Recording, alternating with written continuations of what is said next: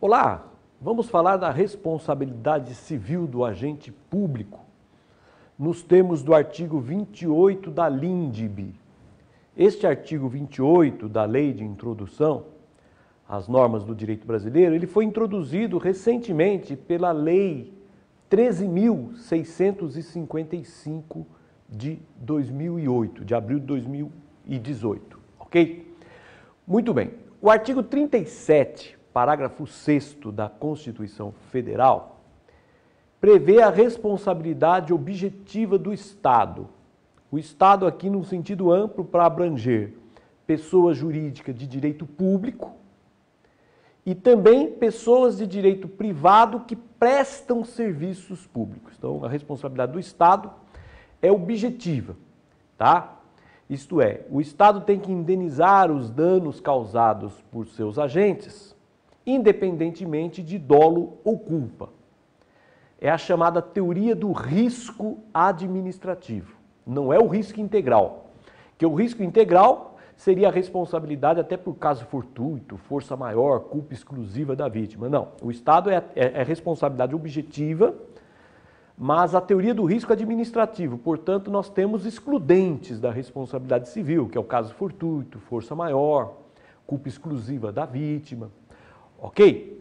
Bom, o agente público causador do dano, ele responde subjetivamente. Então, enquanto o Estado tem responsabilidade objetiva, isto é, independentemente de dolo ou culpa, o agente público que causou o dano, ele tem responsabilidade subjetiva, porque ele só responde no caso de dolo ou culpa, segundo a Constituição, artigo 37, parágrafo 6º.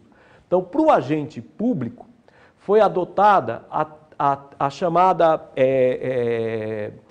teoria da dupla garantia. Dupla garantia por quê? Primeiro, ele responde só subjetivamente, isto é, se agir com dolo ou culpa. Essa é a primeira garantia. E a segunda garantia, a responsabilidade dele é regressiva. Isto é, ele só responde perante o Estado. A vítima não pode mover ação direta contra o agente causador do dano. A vítima tem que mover ação contra o Estado. E o Estado, depois de ser condenado, move a ação de regresso contra o agente público. Mas essa é a orientação do Supremo Tribunal Federal, no sentido de que a vítima não pode mover ação direta contra o agente público que causou dano. A vítima tem que processar o Estado. E o Estado, depois de condenado, move a ação de regresso contra o agente que causou o dano. Esta é a orientação do STF. Ok? Bom, então o agente público que causou o dano, ele responde regressivamente por dolo ou culpa. Qualquer tipo de culpa. Não se exige que seja uma culpa grave, não se exige que seja um erro grosseiro. Qualquer culpa, mesmo uma culpa leve, o Estado tem o direito de processá-lo em direito de regresso. Bom, o artigo 28 da LINDB, ele prevê uma responsabilidade subjetiva do agente que causou o dano, mas diz, o agente que causou o dano, ele responde subjetivamente no caso de dolo ou erro grosseiro. Erro grosseiro, leia-se, culpa grave, ok? Bom, o artigo 28 cuida de duas categorias de agentes públicos. Primeiro, os agentes públicos que prolatam decisões. Agentes públicos que têm o poder de decidir. E segundo, agentes públicos que emitem opiniões técnicas. Leia-se, pareceres. Agentes públicos que emitem opiniões técnicas, isto é, pareceres. Então, essas duas categorias de agentes públicos, os que decidem por suas decisões e por suas opiniões técnicas, eles respondem subjetivamente também, mas apenas no caso de dolo ou erro grosseiro, isto é, culpa grave. Então, enquanto os demais agentes públicos respondem por qualquer grau de culpa, ok? Mesmo sendo uma culpa leve, os agentes públicos que decidem ou que dão pareceres, opiniões técnicas, eles só respondem no caso de dolo ou erro grosseiro, isto é, dolo ou culpa grave. Ok? Bom, então amenizou-se ainda mais a responsabilidade subjetiva dessas duas categorias de agentes públicos. Houve uma amenização da responsabilidade subjetiva, porque pelas decisões e pelas opiniões técnicas só respondem no caso de dolo ou culpa grave. Ok? Não há nenhuma inconstitucionalidade nessa amenização, porque nós temos outras situações de amenização da responsabilidade subjetiva. Nós temos algumas categorias que só respondem subjetivamente no caso de dolo ou fraude. Dolo ou fraude, que é o caso dos magistrados, membros de Ministério Público, defensores públicos, advogados públicos.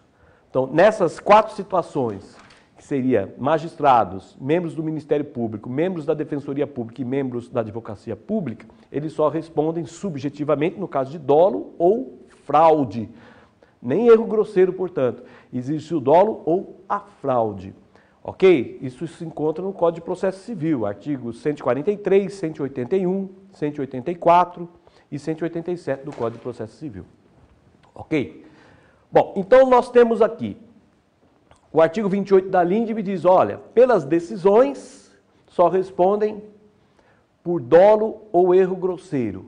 Agora, salvo os magistrados, que os magistrados só vão responder por dolo ou fraude, porque nós temos uma lei específica no Código de Processo Civil. Então, a lei geral, a LINDB, não vai poder revogar uma regra específica, ok? Então, para os magistrados, só dolo ou fraude.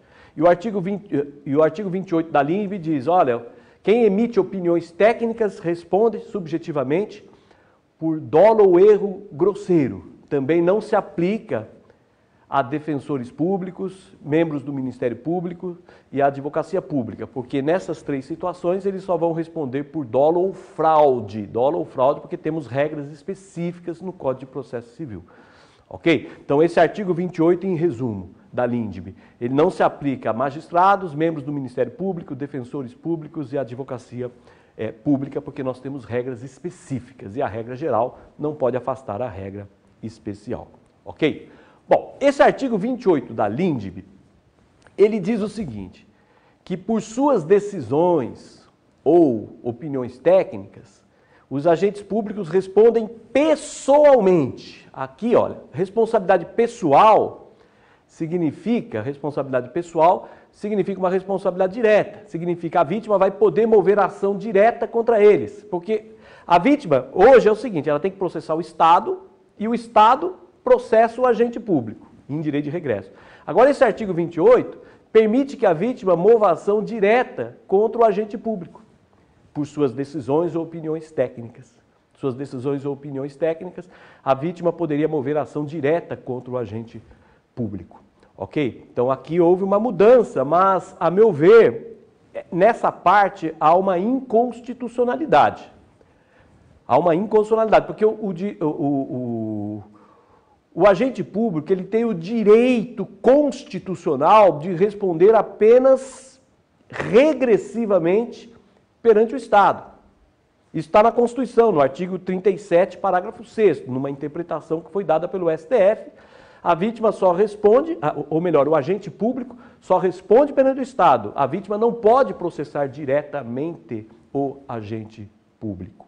Ok? Então, o artigo 28 da LINDB, ao permitir que a vítima processe, mova ação de indenização diretamente contra o agente público por suas decisões ou opiniões técnicas, nesse aspecto, que prevê a responsabilidade direta, nesse aspecto, apenas nesse aspecto, padece de inconstitucionalidade, porque viola o artigo 37 da parágrafo 6º da Constituição. Em suma, o artigo 28, parágrafo 6º da LINDB, deve ser interpretado da seguinte forma: por suas decisões e opiniões, o agente público responde por dolo ou erro grosseiro. Ele não responde, por exemplo, por culpa leve. Tem que ser por dolo ou erro grosseiro, isso é uma culpa grave. Ok? Entretanto, ele só vai responder perante o Estado. A vítima não tem o direito de processá-lo diretamente. Então, essa parte do artigo 28 que permite que a vítima processe diretamente o agente público, essa parte se reveste de inconstitucionalidade por violação de uma das garantias do agente público prevista no artigo 37, parágrafo 6º, que é a garantia de ser processado apenas pelo Estado em direito de regresso. Ok? É isso. Tem alguns pareceres vinculantes. Pareceres vinculantes são aqueles que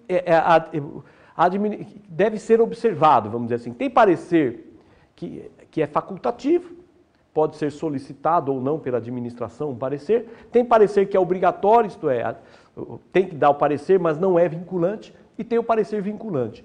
No tocante aos pareceres vinculantes, aqueles que devem ser seguidos, há entendimento que não se aplicaria o artigo 28 da LINDB. No tocante aos pareceres vinculantes, o parecerista responderia por dolo ou culpa. Não apenas por dolo ou erro grosseiro, mas por dolo ou culpa. Então, no tocante aos pareceres vinculantes, há esta ressalva. Porque daí não é uma mera opinião, né? Porque como vincula, é um parecer vinculante, não se trata de uma mera opinião. Isso é um parecer vinculante. Então, é até razoável esse entendimento. Ok? Então, está dada a dica. Você que está estudando aí para concurso, nada de desânimo. Você pode passar, basta você acreditar, você se empenhar, você se esforçar. Ok? Nós somos aquilo que nós plantamos. O hoje faz o amanhã. E o ontem fez o hoje. Ok? Hoje você é o que é, porque ontem você fez o que fez. Ontem você teve um esforço e hoje você está colhendo os frutos desse esforço. Então veja quanta coisa que você já fez. Você já é formado em Direito, ok? Provavelmente já tirou tua carteirinha da OAB. Você já conquistou bastante coisas aí, ok?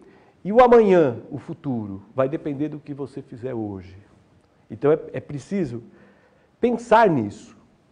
Passar em concurso é fruto de um esforço, de um empenho. Não tem esse negócio, fulano é inteligente, por isso passou. Isso é tudo conversa mole. Não tem isso não. Passa aquele que se empenha, passa aquele que se esforça, passa aquele que estuda corretamente. E você tem condição de ser aprovado.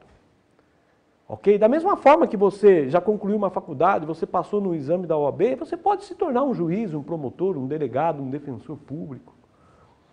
A diferença entre a prova de magistratura e prova da OAB, por exemplo, é uma questão de nota de corte. Nota de corte. Porque a prova da OAB hoje está até mais complicadinha, não é isso? Mas a nota de corte não tem lá, se atingir o percentual, você passa.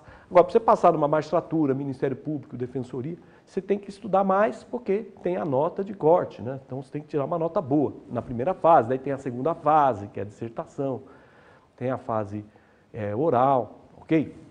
Aqui no curso FMB, nós pensamos em você. Nós procuramos facilitar a sua vida. Como? Fornecendo material objetivo. Quer dizer, que só aborda aquilo que interessa e aborda com profundidade aquilo que te interessa. Ok? Mas nós já separamos o joio do trigo. Se você pega um livro bem grosso, vai ter muito assunto. Desse livro, salva 30%. O resto não interessa para concurso. Não que sejam bobagens, não, mas nem tudo que se escreve interessa para concurso. Pode interessar para outras coisas. Para uma pós, para um mestrado, para um doutorado. Mas o curso FMB seleciona aquilo que te interessa para concurso. Esse é o nosso objetivo. Selecionar o que interessa para concurso numa linguagem clara, objetiva. Então as aulas são didáticas, as nossas apostilas são extremamente didáticas. E o teu papel é apenas assimilar o nosso material. Aí facilita, porque se você for ter que preparar o teu material, você vai ter um esforço duplo. Você vai ter que preparar o material, depois você vai ter que assimilar o material. Aqui não, o material já está pronto. Tá? Agora é só você assimilar esse material. Temos aqui excelentes cursos para magistratura, Ministério Público, Defensoria, Advocacia Pública, Procuradorias de um modo geral, não é isso? Em suma, analistas. Temos temos cursos aqui para inúmeras carreiras. Tá? Pela internet, por DVD e apostilados. Acredite em você. Você pode, você é capaz. Procure trabalhar essa ideia. Essa ideia de que você é capaz. Coloque uma frase ali para você visualizar todos os dias, a cada dia e sob todos os pontos de vista, eu vou cada vez melhor. O segredo para passar em concurso é criar uma força interior. Uma força interior Aquela voz que te diz, olha, você vai conseguir, você vai chegar lá. É isso que você precisa plantar, acreditar que você vai passar. E você só vai acreditar quando você perceber que o estudo está surtindo efeito. Daí você vai passar a acreditar. Você sente que você está evoluindo. Por isso, o objetivo aqui do curso é ter um material numa linguagem clara, objetiva. Justamente para que você possa compreender. Porque se você vai ler um livro que você precisa decifrar, se você vai ler um livro que você precisa decifrar, você vai perder muito tempo. Tem gente que escreve para ninguém entender. Tem gente que escreve para ninguém entender. Para dizer que é erudito, isso e aquilo. Aqui não, nós escrevemos de maneira simples, de maneira clara, mas com conteúdo amplo. Porque às vezes o material tem uma linguagem prolixa e um conteúdo pequeno. Não confundir o estilo da linguagem com o conteúdo. Você pode ter uma linguagem simples, clara, mas um conteúdo amplo. Ou você pode ter uma linguagem prolixa e um conteúdo pequeno. Ok? É isso. Um forte abraço, bons estudos.